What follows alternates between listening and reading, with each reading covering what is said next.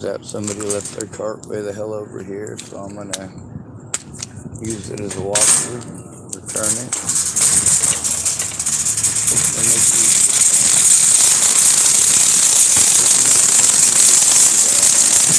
Find my pocket.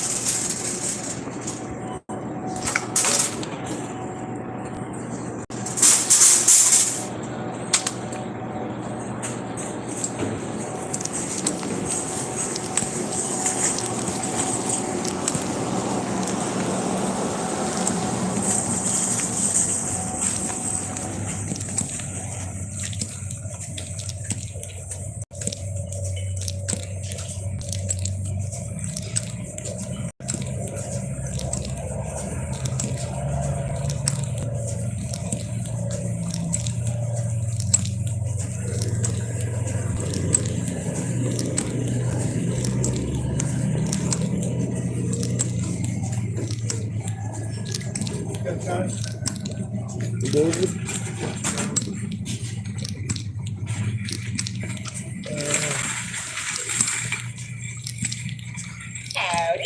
Howdy. I ain't gotten started panhandling it today. I figured I'd let it warm up just a tiny bit till that corner's got some sunshine on it. Yeah, I know, Sal. You want it with a lot of sunshine on it because it is frozen. Not as bad as it was this morning, though. Holy crap, Right. it's cold. And there's my bag. Well, be safe. I'm gonna continue searching for snipes. All right, you be safe too.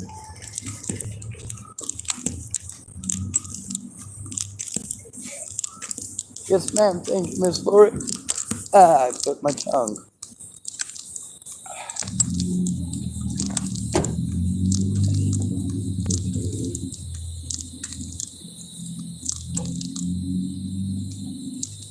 Well, everything is up. All right.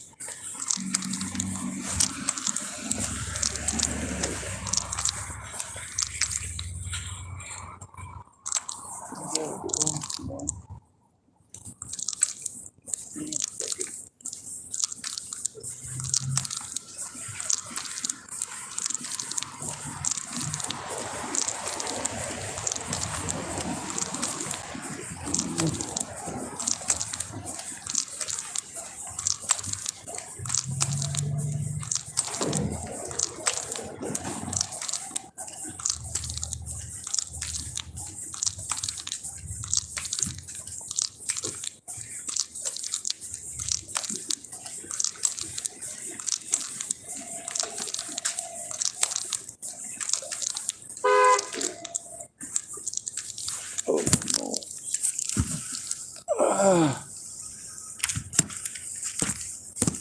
Come on. Holy Christ. All right.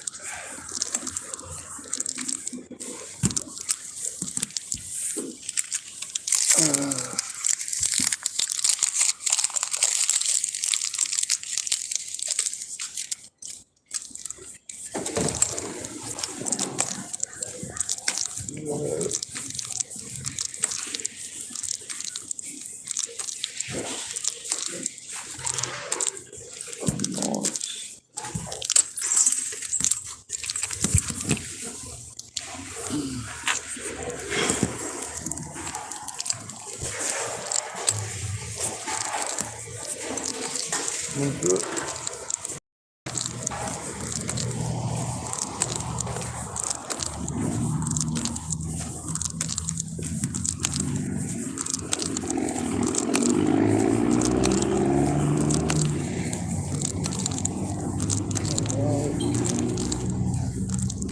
All right.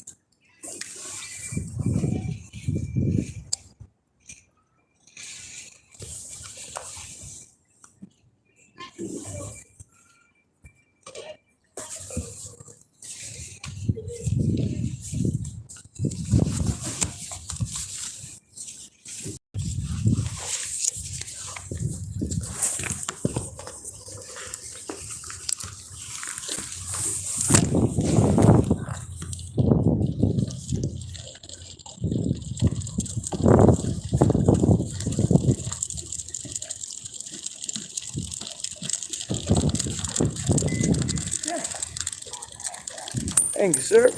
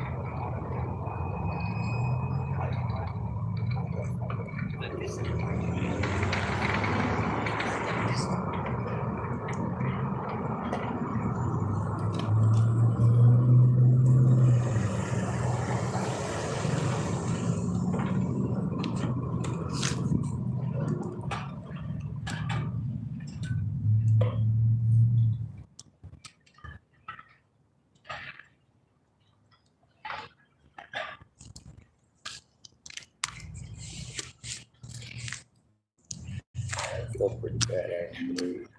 Susan's got a walker, which thank goodness she used one. But she's got a walker, baseball cap on. At the same time, another guy who sits out there with baseball cap and a walker. They would just walk right past her. Bodies. I just stay away from anything like that. I don't hate it. Not even a little bit.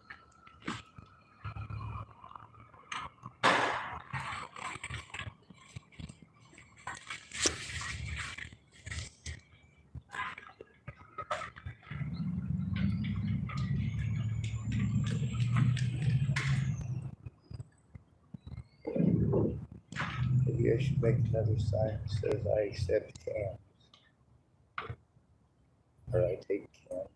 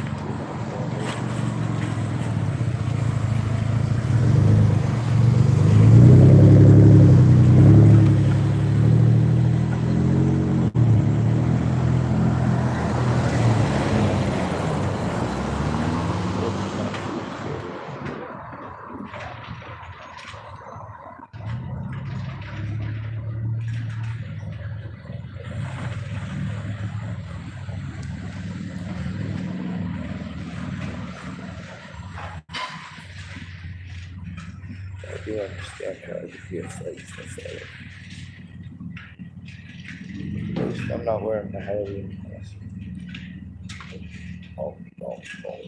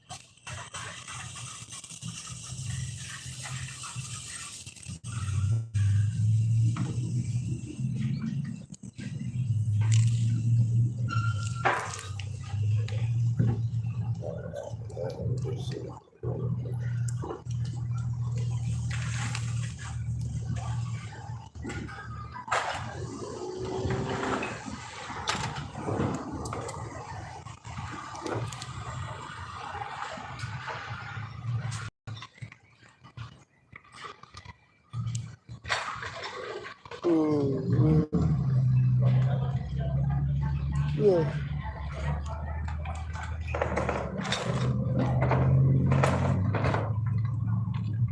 So why is it she does not be recording the goddamn phone when I see her?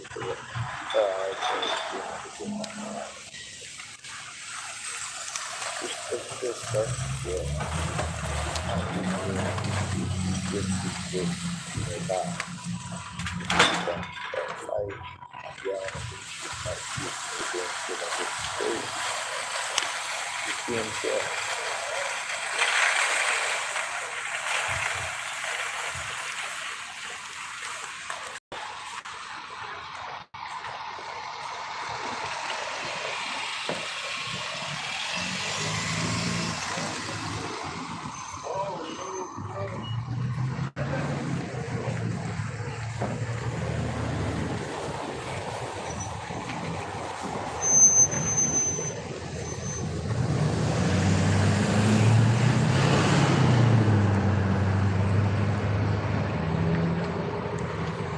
That's all the unkill motherfuckers.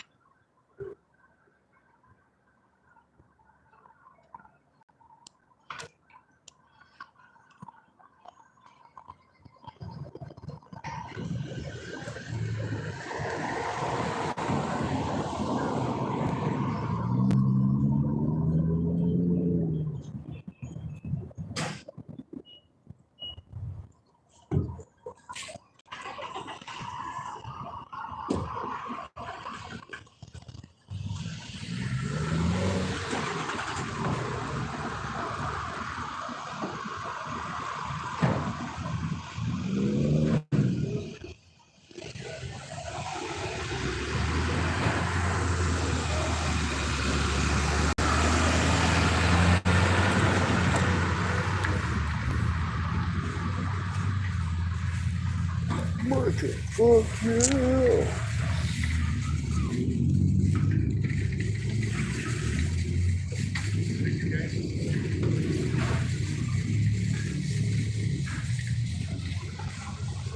I think I'm supposed to fix some soldier religious bullshit on it because it's fucking Sunday, but I forgot.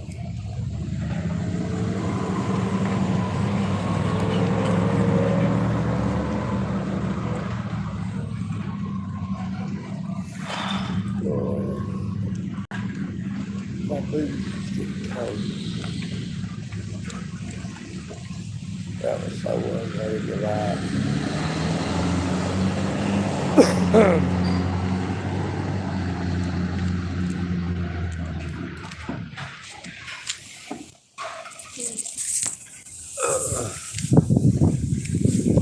Maybe I shouldn't try keeping myself from that makes me sound crazy. Makes me look crazy. Just saying.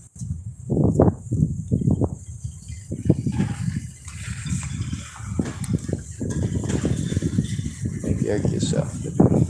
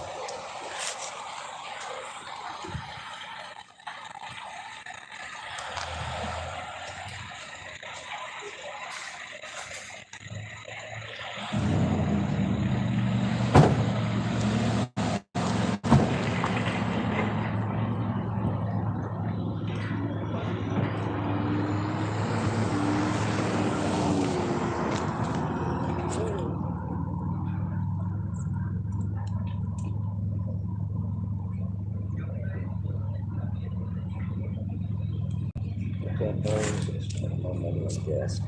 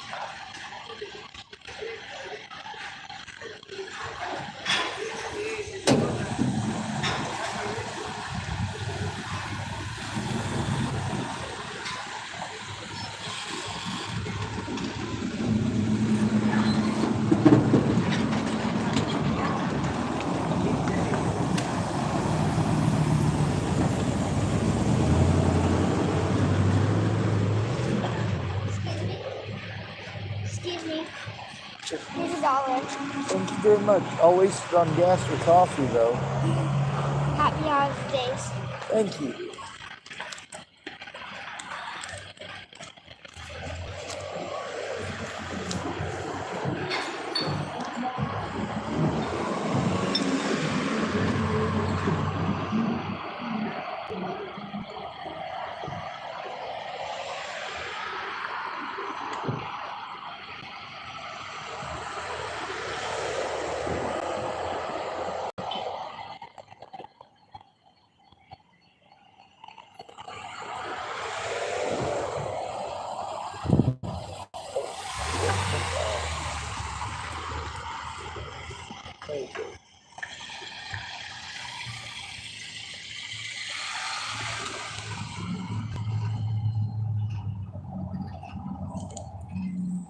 I don't know, it just makes you feel better. At least a little bit. Tiny bit.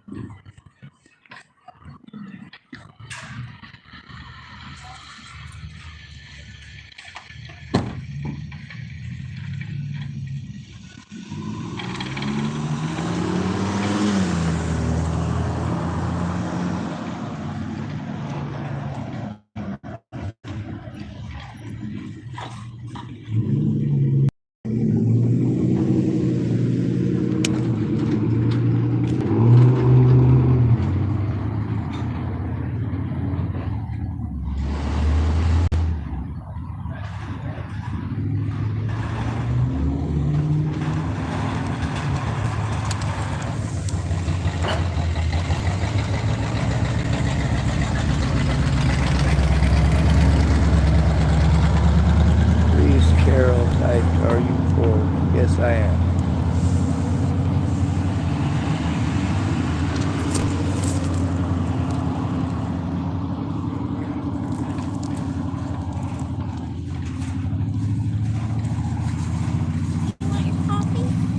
Oh, absolutely.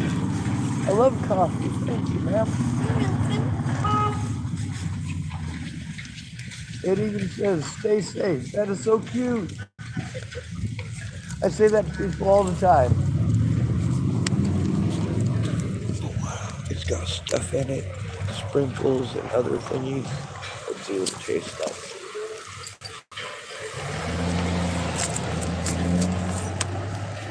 I bet you it tastes like stuff. There we go, that'll hold it.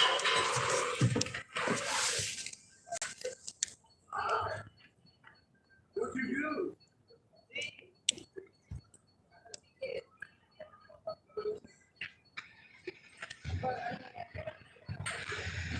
Tastes kind of like soap. It must be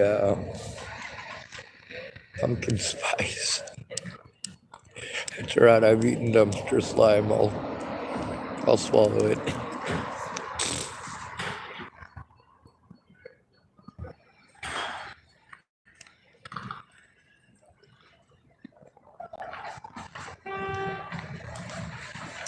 Hell, it might even give me gas. I like it. Please, Carol typo, I am so sorry. You didn't do it.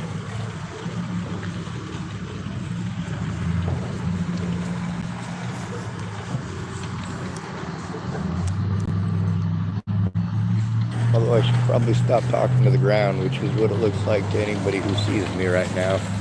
They end up thinking I'm schizophrenic, and then they'll be afraid I'm going to snatch their hand and feed them to their dog or something. People get weird. It happens.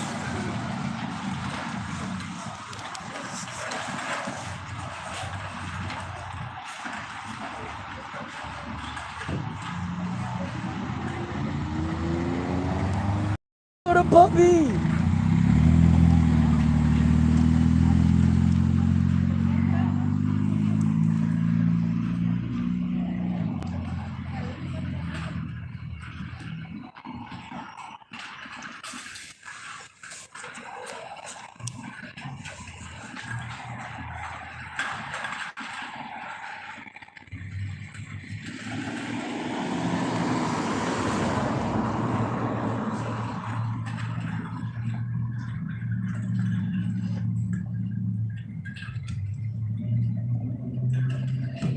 Why does this taste so goddamn much like soap?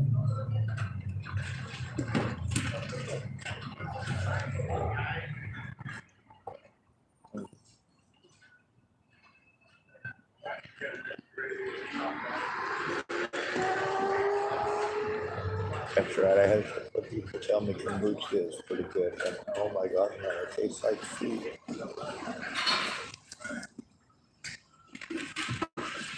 It doesn't smell like feet, it just tastes like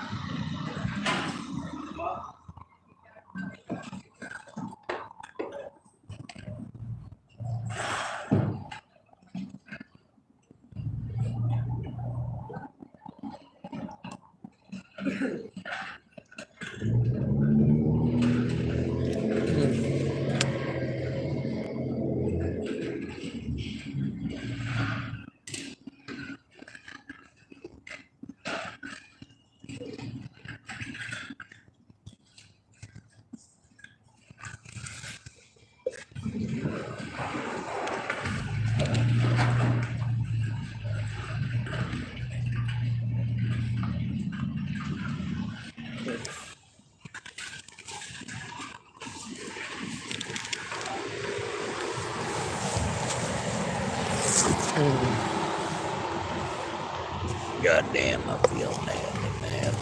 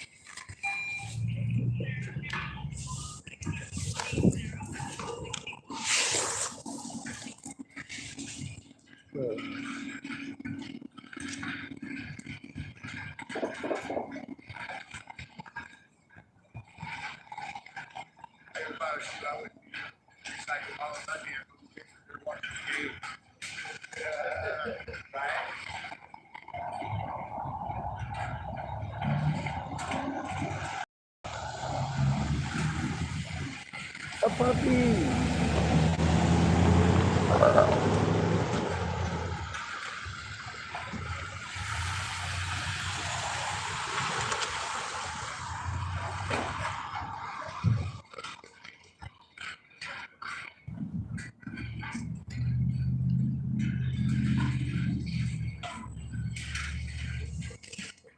All right, I like stuff. Don't talk. Yeah.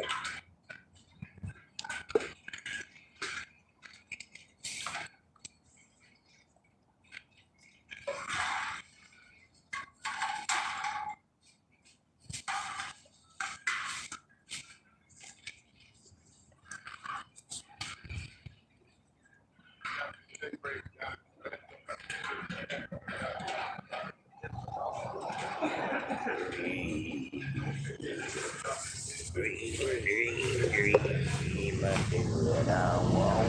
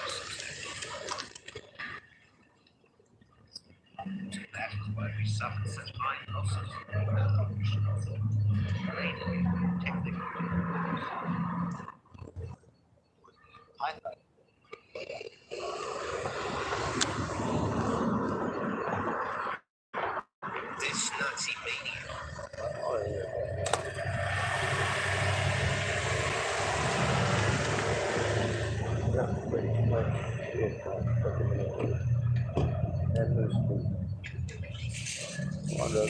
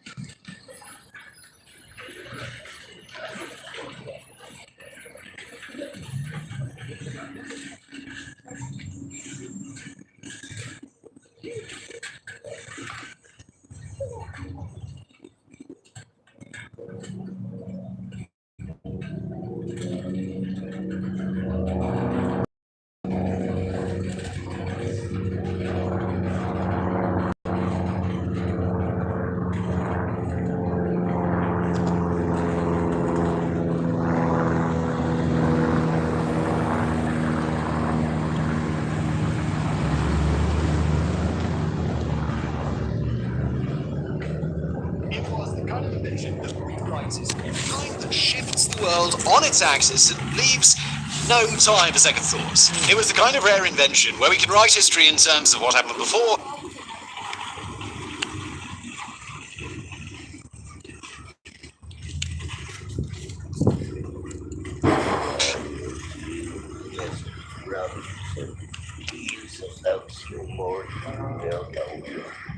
And what happened after this single great game changer arrived on the scene. We're talking, of course, about the Ford Model T. You can see that in the title of today's episode. An automobile that first rolled off the production line in 1908 and sold over 15 million copies in the next 20 years. An affordable, widely available automobile, one that prompted the evolution of an entire industry of auto manufacturing. The Model T is revered today as the machine to which every modern car can pay homage. But the Model T also had a hell of a dark side. It had a well-earned reputation as a death trap, and it played a massive role in building a manufacturing industry that often dehumanized and exploited its workers. While it was largely responsible for the creation of a massive American middle class, it was just as responsible for the rise in wealth inequality that left millions of others in the dust.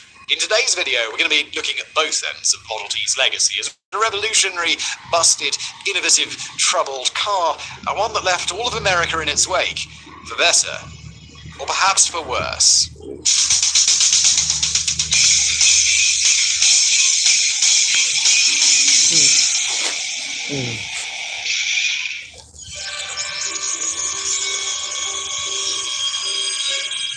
In today's world, the name Henry Ford conjures up a very clear image. A super wealthy business magnate decked out in a top-tier suit and a dope-ass hat, and resting proudly on the frame of one of the millions upon millions of Model T cars that his Ford Motor Company was responsible for. But ask that same question to anyone on the streets of Detroit in 1893, and you'd probably get one of two responses. The first, of course, would be a lot of blank confusion. Not many people in those days knew who or what a Henry Ford was at all. But for those who did recognize the name, they'd tell you not of a billionaire entrepreneur, but of a humble engineer from just outside the city.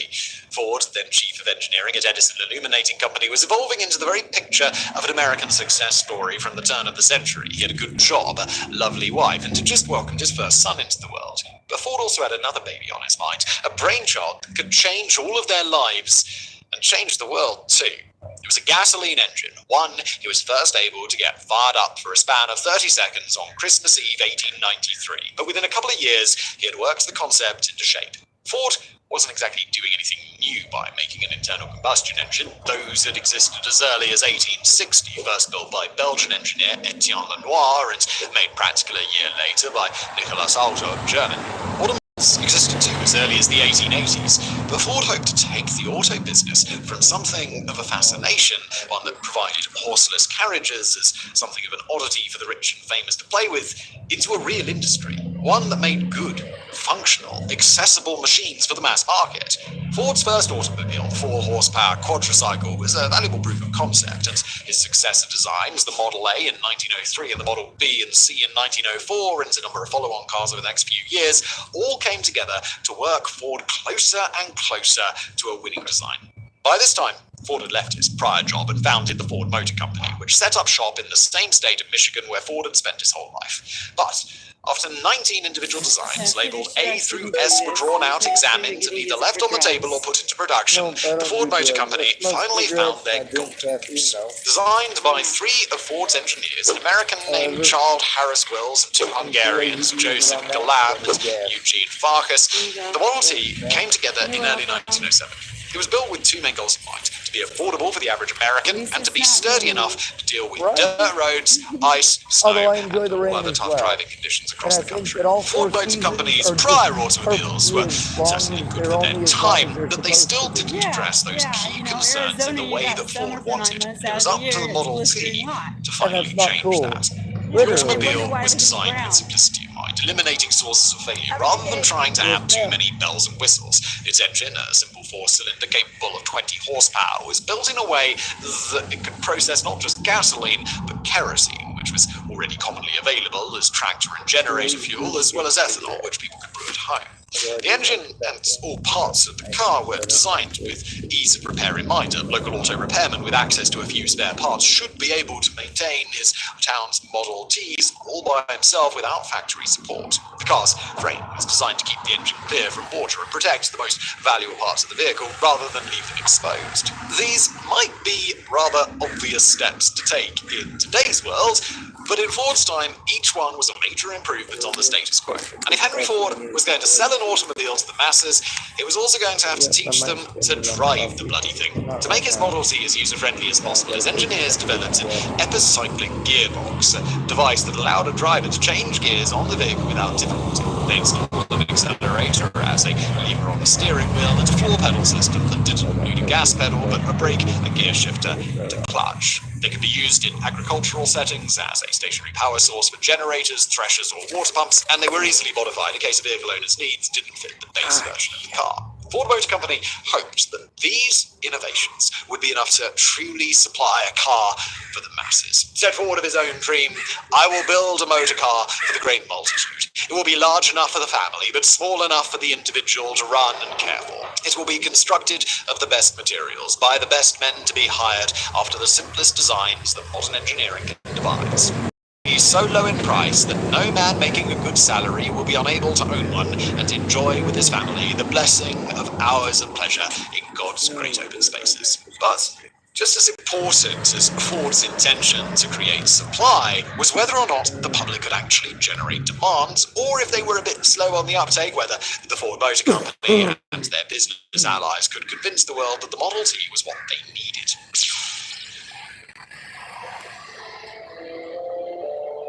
The Model T first hit the production line in the fall of 1908, built by hand at such a slow pace that only 11 were made in the first month. In these early days, the Ford Motor Company hadn't yet broken out of the typical patterns of auto manufacturers at the time, but by New Year's Day 1910, they would take a massive step in the right direction. On that day, they would move Model T production from their first plant at Piquet Avenue.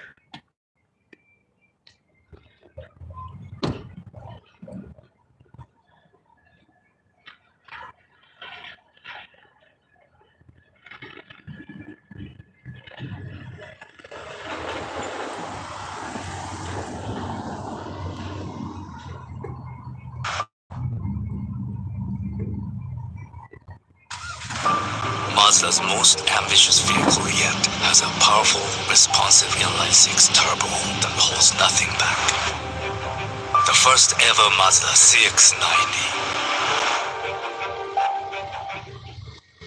Avenue in Detroit to a new plant at Highland Park. A few years afterward, Ford perfected an innovation that was perhaps even more meaningful in the long arc of history than his Model T ever would be: the modern assembly line. The Model T was a major step toward the idea of standardization. That is, a manufacturing process where the goal isn't necessarily to produce a unique, striking masterpiece with each product, but instead to ensure that the same product of the same quality is produced every single time. In practice, this meant taking a whole legion of workers and assigning each of them a single task rather than attempting to treat each one as a craftsman who could manage the construction of an entire vehicle. If they were assigned to, say, start spinning a couple of nuts onto a specific couple of bolts, then the point wasn't to attach as many nuts as they could or to do it with any particular level of finesse. As long as every car ended up with the same correct number of nuts on the same bolts, they were doing their job just fine. This meant that what the Ford Company was looking for were massive numbers of what economists would consider unskilled or low-skilled workers, people whose jobs are to perform a specific task rather than build a given thing. It was a point of pride for Henry Ford and his executives that those workers were well paid, making double what other industrialists would pay at about $5 a day, and bringing home enough money to their families that they too could save up for a Ford automobile one day. But more important to Ford in practice was the fact that his Model Ts could start off as a collection of parts lying around the factory and be put together quickly in predetermined order in a matter of hours. With all of his workers arranged around conveyor belts working quickly and efficiently as a unit, Ford was able to speed production so much that in 1914 a Model T could be fully assembled in 93 minutes. And the model had some ancillary benefits for Mr. Ford's own pockets as well. From a business perspective, even the best paid unskilled worker didn't command half the price that a true craftsman would have done.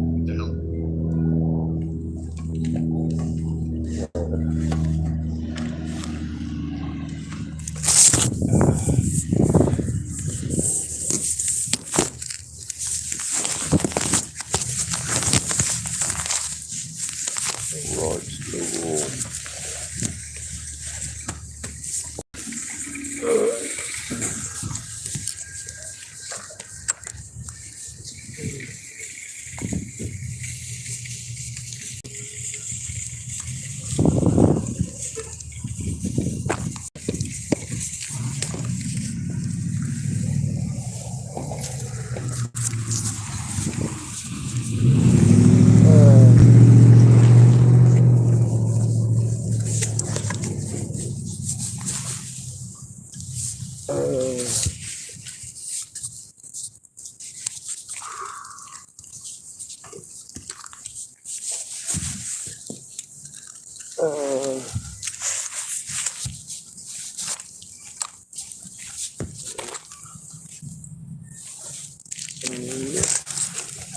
Johnny Fortune.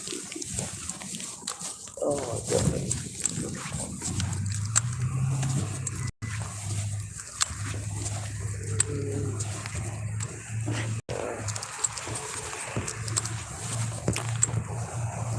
Almost found another quarter.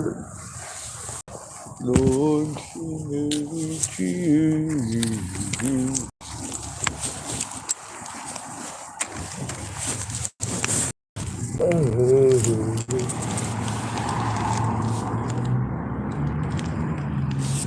Rainbow's treasure where we belong to. Alright, we'll take it.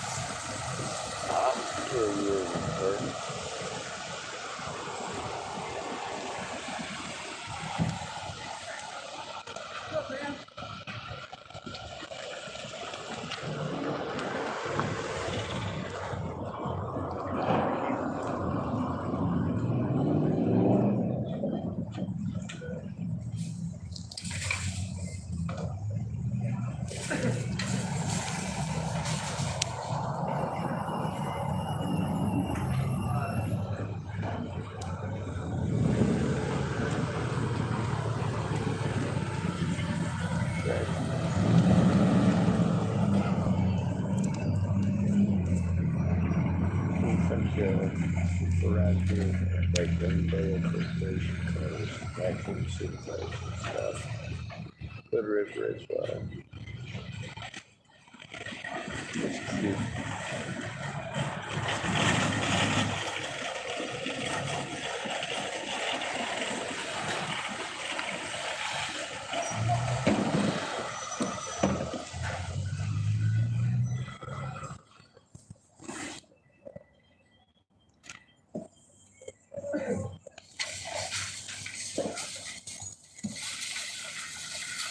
That's teamwork.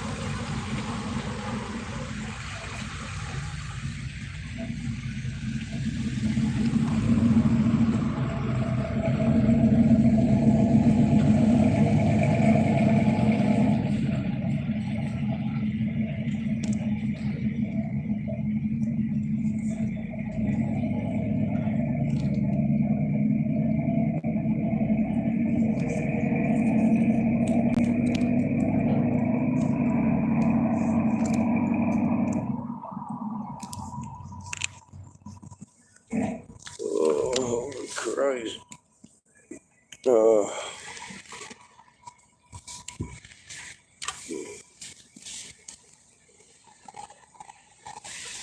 I should put up a sign that says I accept cash.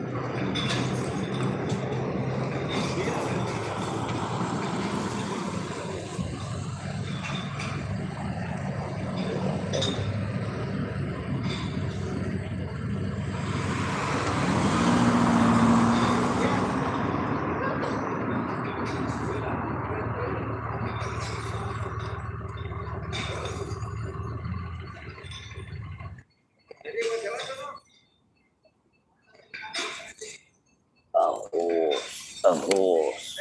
My kingdom for a horse.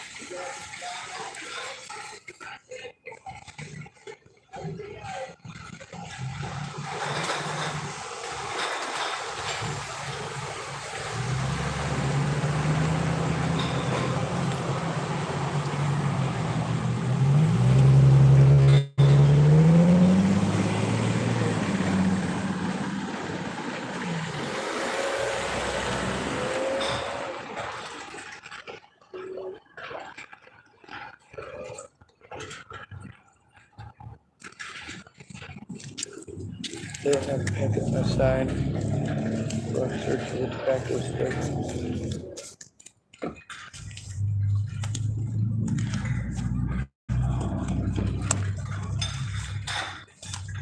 I would like to see that.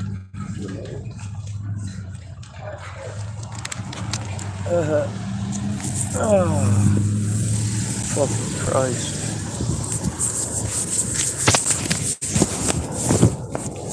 Oh, sorry, go ahead.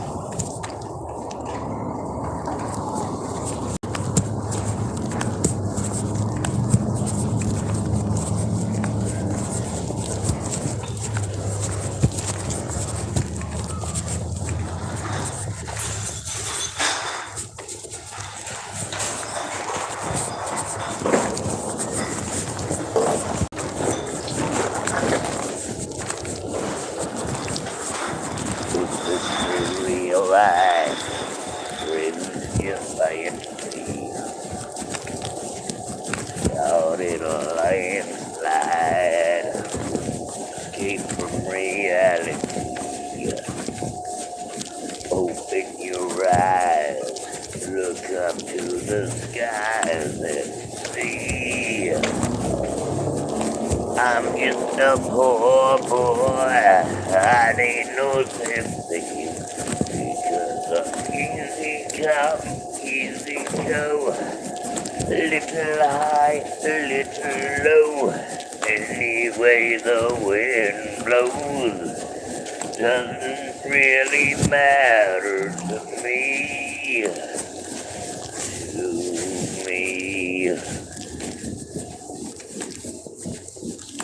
Who sings that song? Isn't that Nelly Furtado?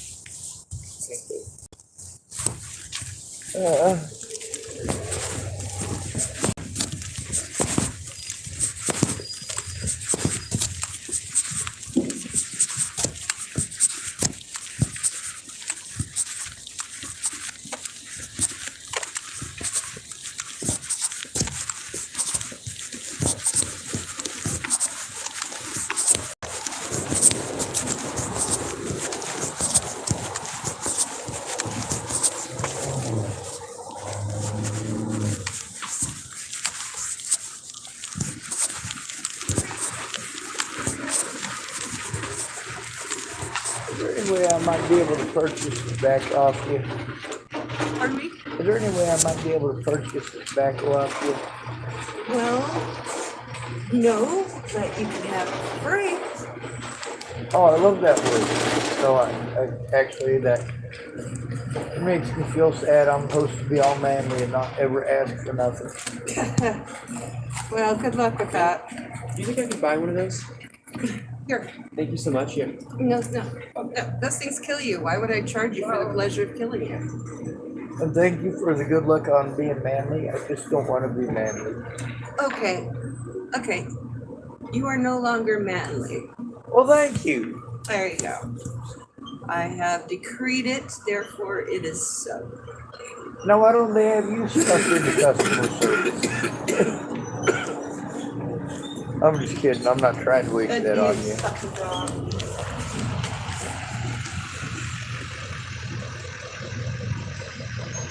I had plenty of second things to do. Yeah, my grandma said I'm too nice a person to work in customer service. Absolutely. Sometimes, I mean, people can be such jerks. And it blows me away. Well, let's see if I can get down on my ass. God, there I go. Be right there.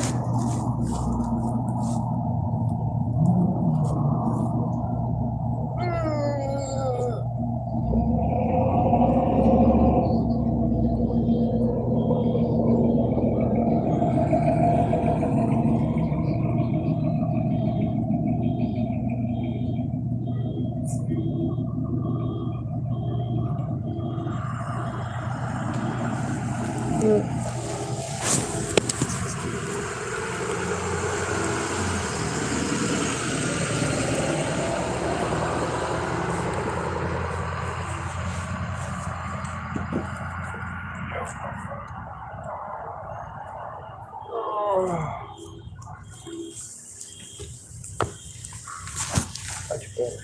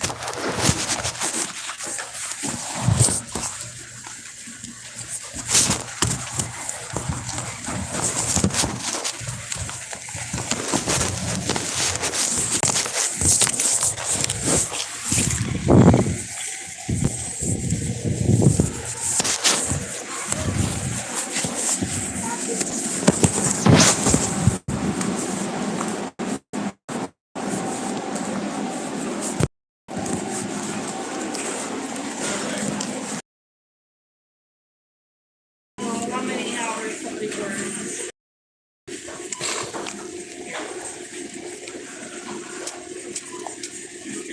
Tomorrow, I'm a big scary bear. I'll go down here. We'll have it down there. You want your receipt? I don't really.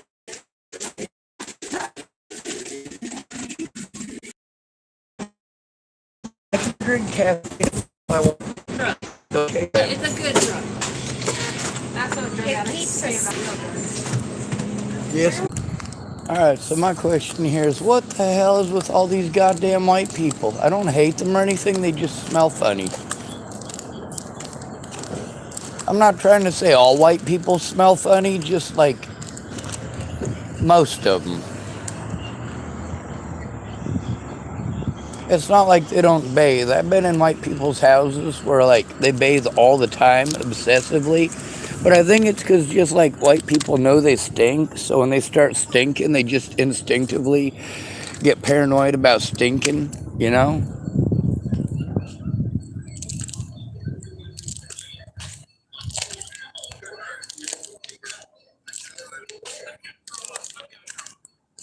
Yeah, I found part of a tobacco stick. That's better than nothing.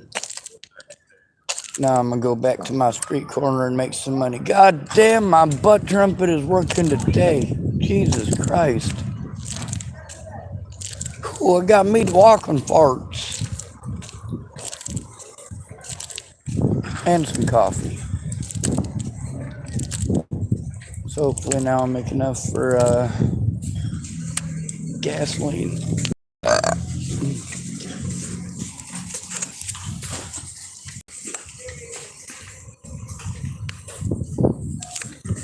What are we at as far as battery goes? 11%.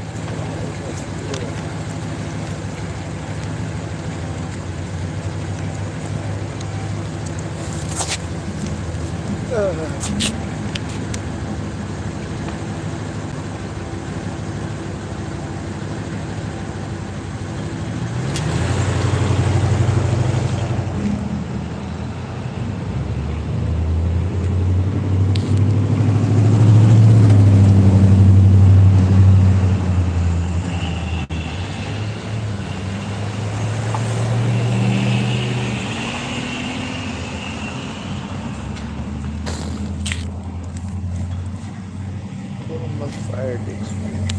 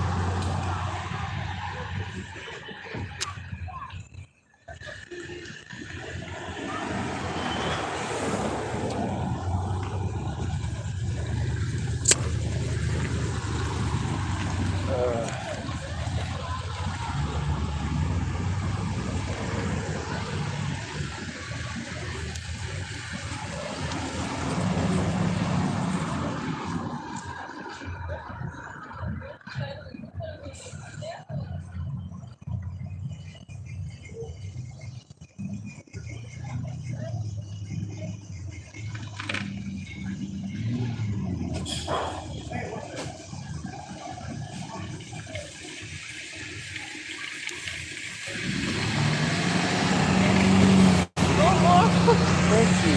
Thank you very much. Oh yeah. Coffee and gas. Coffee and gas.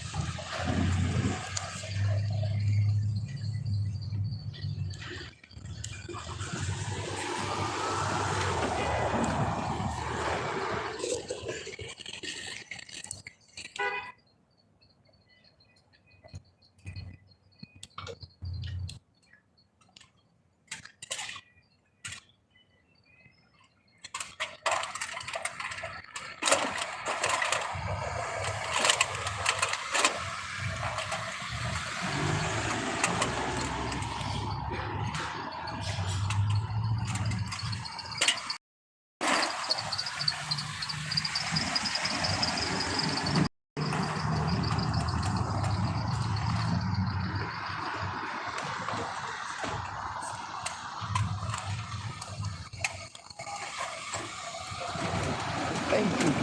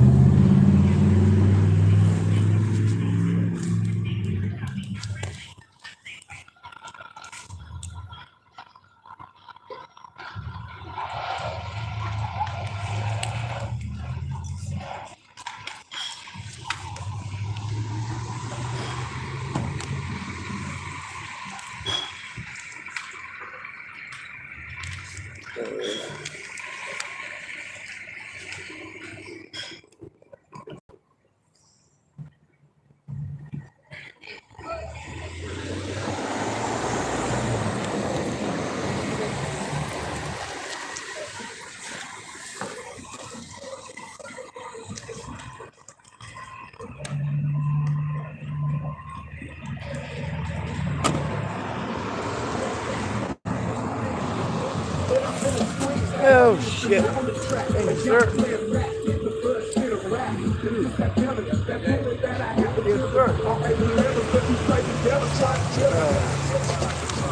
Oh, yes.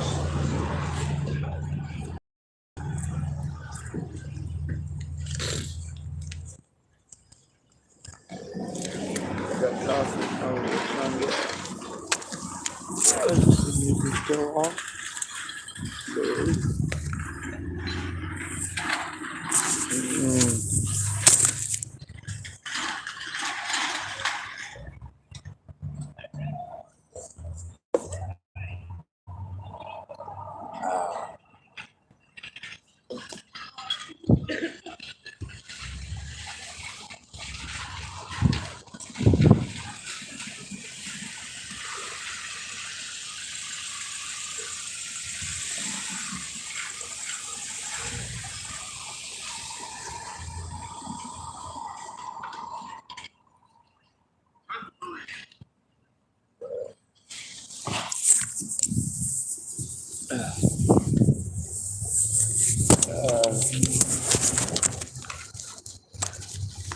Oh, Christ.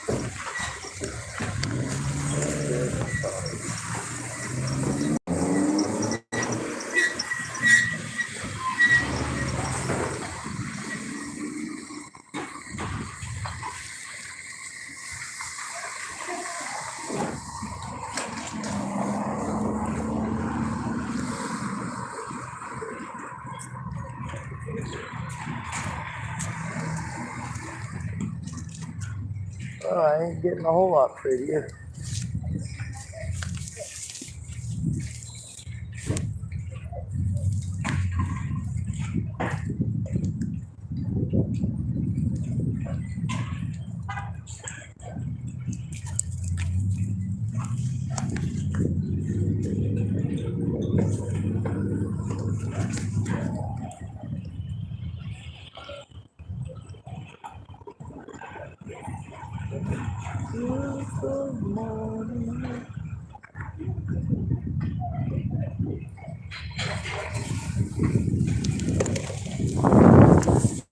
No, you stop.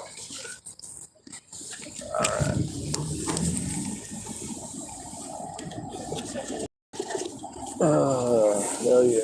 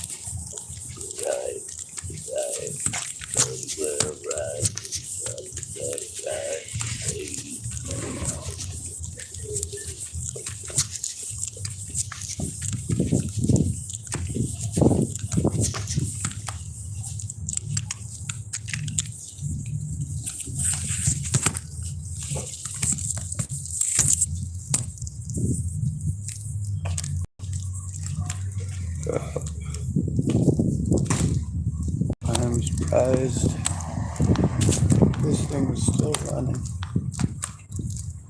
But we'll give it a few minutes.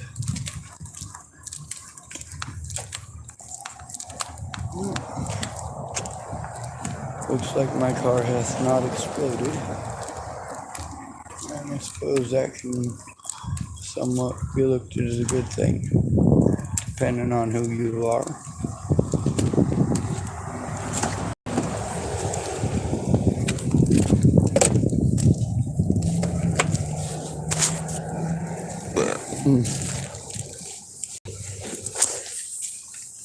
Well,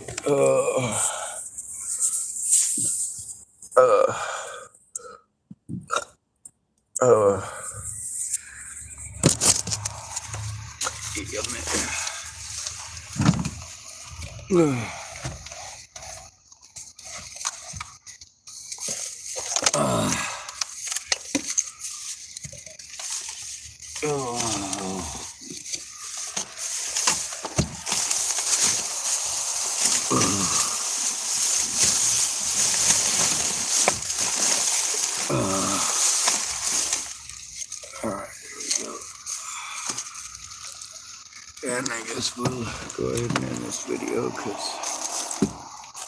my back is fucking killing me. Man, I gotta charge this thing. And, well, any other excuse we come up with, I suppose this one's good enough, right? Alright. Good night.